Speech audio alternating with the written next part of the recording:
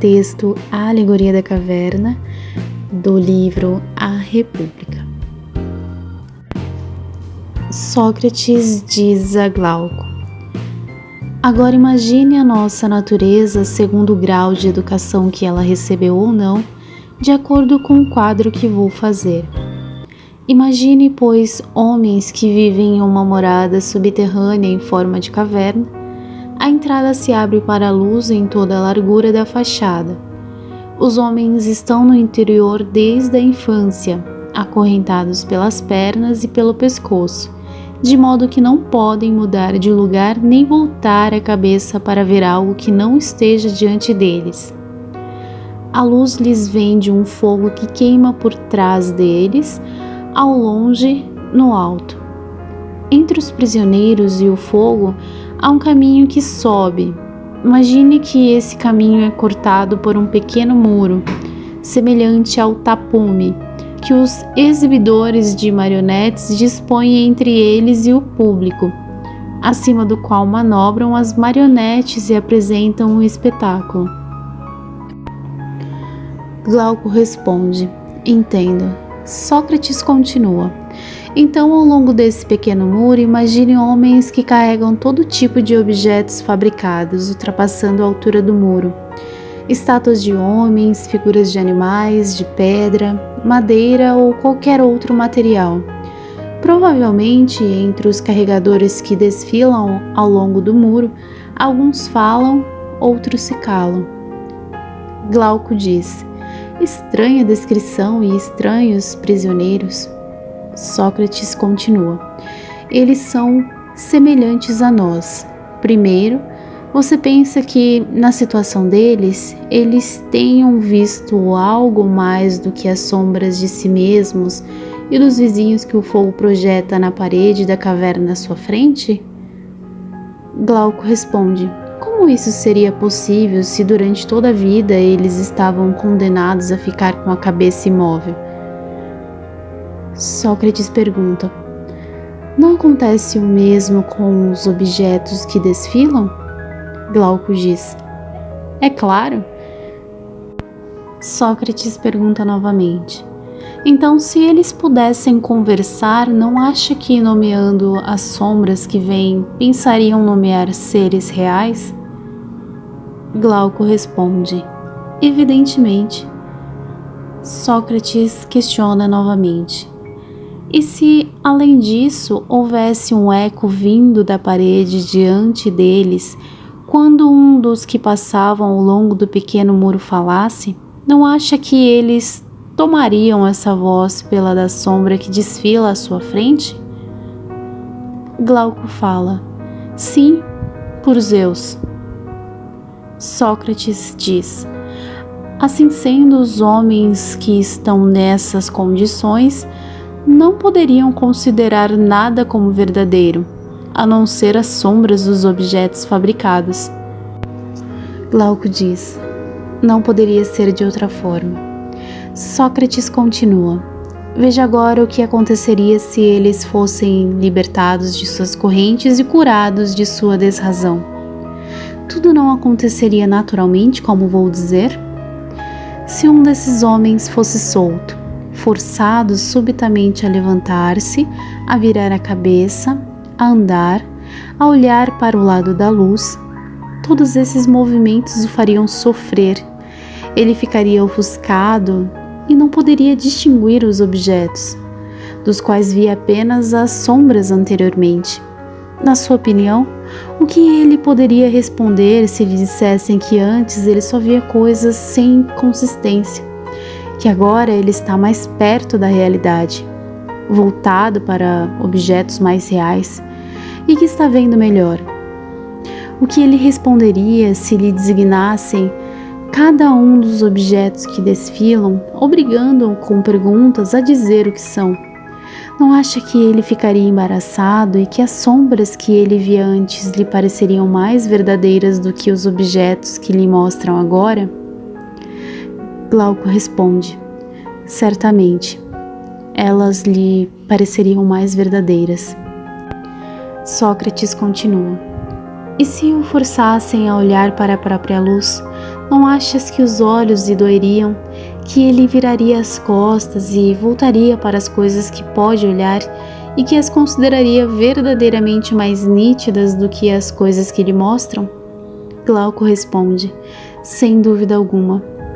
Sócrates continua: e se o tirarem de lá à força, se o fizessem subir o íngreme caminho montanhoso, se não largassem até arrastá-lo para a luz do sol, ele não sofreria e se irritaria ao ser assim empurrado para fora? E chegando à luz com os olhos ofuscados pelo brilho, não seria capaz de ver nenhum desses objetos que nós afirmamos agora serem verdadeiros? Glauco complementa: ele não poderia vê-los, pelo menos nos primeiros momentos.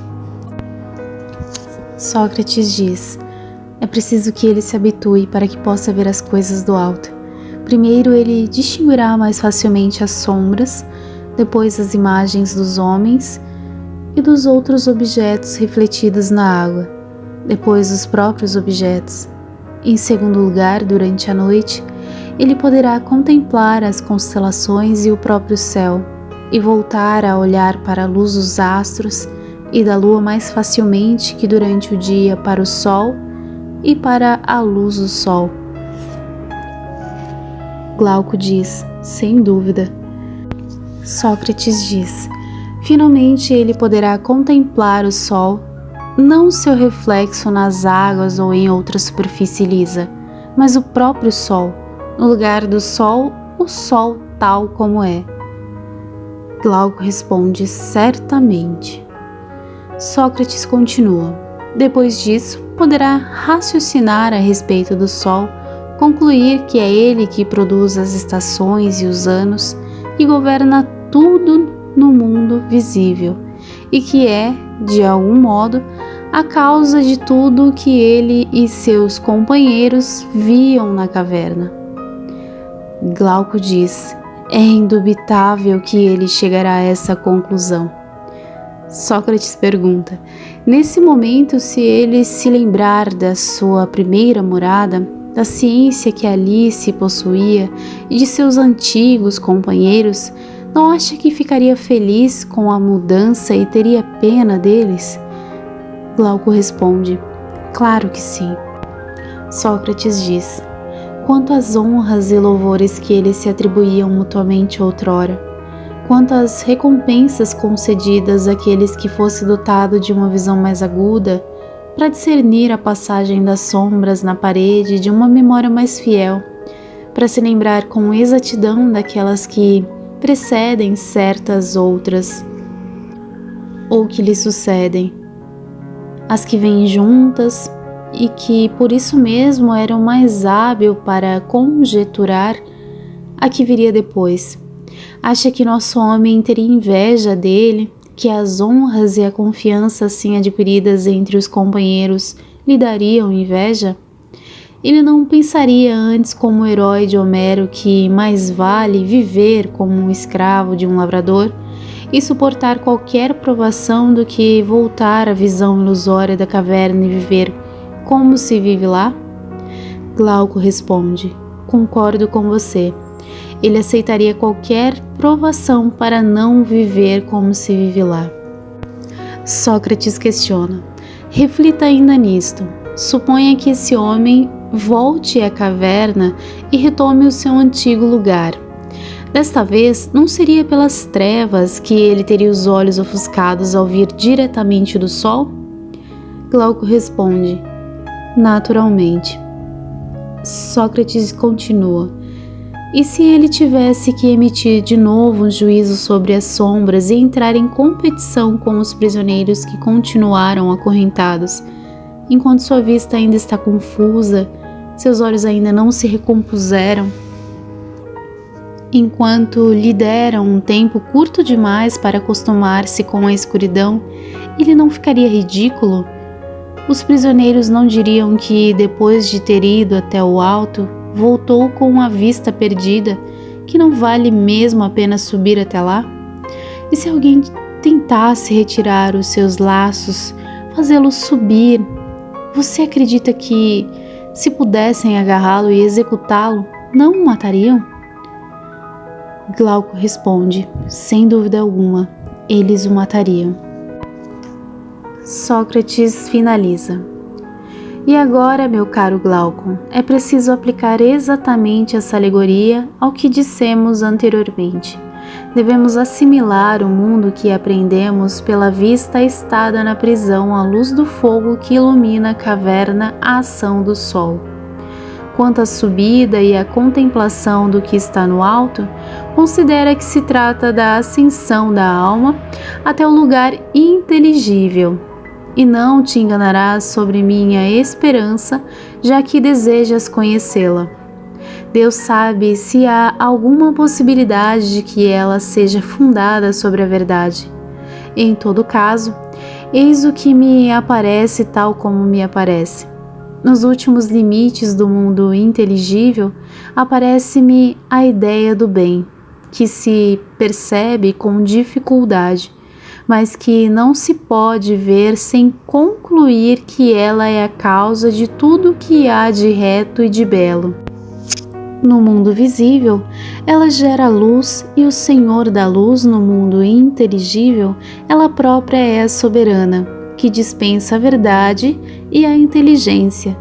Acrescento que é preciso vê-la se quer comportar-se com sabedoria, seja na vida privada, seja na vida pública. Glauco comenta: tanto quanto sou capaz de compreender-te, concordo contigo. Olá pessoal, tudo bem? Esse é o texto da Alegoria da Caverna, que está no livro A República. É um texto incrível que nos leva à reflexão, que nos fornece muito autoconhecimento, muitos insights. É um texto que já foi base aí para muitas teses, doutorados, mestrados em universidades do Brasil e do mundo, e vale muito a pena tê-lo aqui no canal. Muito obrigada a todos e até breve.